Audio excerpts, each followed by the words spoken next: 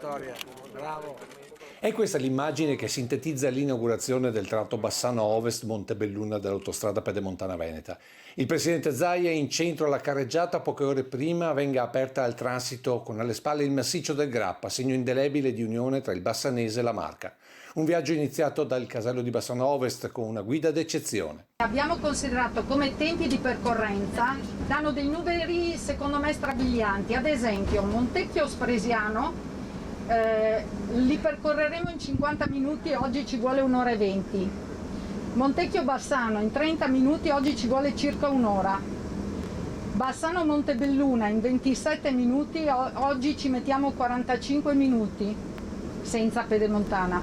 C'è tutto l'orgoglio di chi l'ha seguita dalla carta alla realtà nel racconto del tracciato, fatto sì d'asfalto ma anche di tanta accuratezza nei particolari. Questa struttura in acciaio Corten. Presidente che a Montebelluna decide di cancellare il protocollo. Se per me potete accostare che poi io devo andare. Vabbè, resto su, via, andiamo.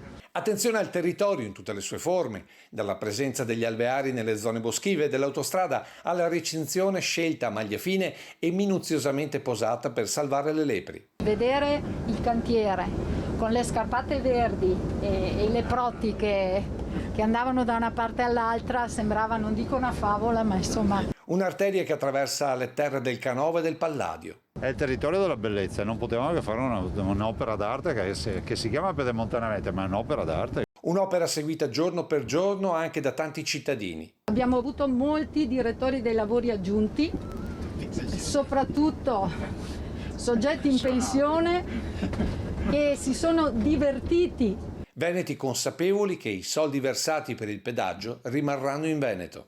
Più la si utilizzerà, più avremo possibilità di abbassare i pedaggi. Perché comunque poi l'opera va pagata, ragazzi, cioè, l'opera gratis è impossibile.